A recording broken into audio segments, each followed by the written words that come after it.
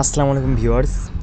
আজ আমি আপনাদের সামনে নিয়ে এসেছি এমন একটা ভিডিও যেটা দেখলে আপনারা বুঝতে পারবেন যে আমরা যে ব্রয়লার বা লেয়ার বা সোনালী মুরগিগুলো খেয়ে থাকি সেগুলো আসলে কি খাদ্য খেয়ে বেঁচে থাকে বা তাদের খাদ্যগুলো কিভাবে প্রস্তুত করা হয়।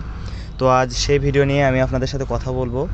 তো দেখেন আমার সামনে দেখতে পাচ্ছেন যে বেশ কিছু লোক এগুলো বস্তার ভিতর খাবার নিয়ে ঘোরাফেরা করছে।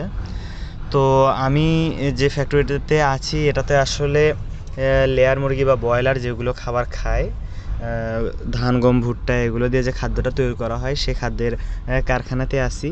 তো দেখেন অনেকগুলো ভুট্টা কিন্তু মেশিনের সামনে দিয়ে রাখা হয়েছে। আসলে ভুট্টাই ওটার প্রধান খাদ্য হিসেবে ব্যবহার করা হয়, প্রধান উপাদান। তো ভুট্টাটাকে প্রথমে অনেক ছোট ছোট করে কেটে নেওয়া হবে, ভেঙে নেওয়া হবে। তো সেই জন্য মেশিনের সামনে ঢেলে দেওয়া হয়েছে এবং মেশিনটা সেগুলো আস্তে আস্তে ভিতরে টেনে নিচ্ছে। তো এগুলোর ভিতরে আসলে বেশ কিছু উপাদান দেয়া থাকে যেগুলো আসলে আমি দেখলাম, কিছু কিছু বুঝলাম, কিছু কিছু বুঝলাম না। তো এর মধ্যেও আছে আপনার শুটকি গুঁড়া। এটা যে কী মাছের শুটকি আসলে আমি জানি না, তবে শুটকি গুঁড়া, লবণ, হলুদ, আরও কী কী যেন মেশাইলো। আসলে ওটা ওনাদের পার্সোনাল বিষয়। একটা কোম্পানির তো বেশ কিছু সিক্রেট জিনিস থাকে, তো সেগুলো আমি জানিও না আর বলতেও পারবো না।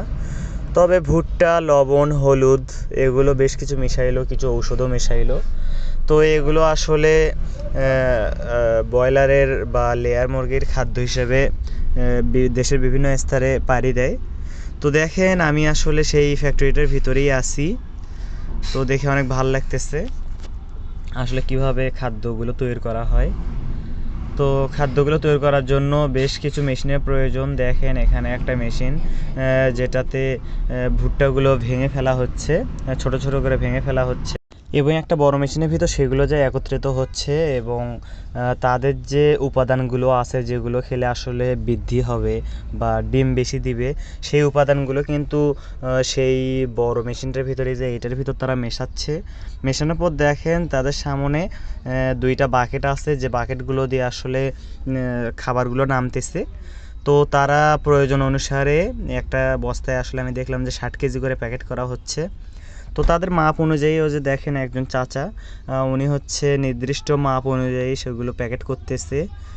প্যাকেট করাটা আসলে অনেক জরুরি, কারণ প্যাকেট না করলে খাবারগুলো তো আসলে সংরক্ষণ করা অসম্ভব না বা নষ্ট হয়ে যাবে। তো দেখেন হয়তো সিল করতেছে এক বড় ভাই, হয়তো সিল করে দেশের বিভিন্ন স্থানে পাড়ি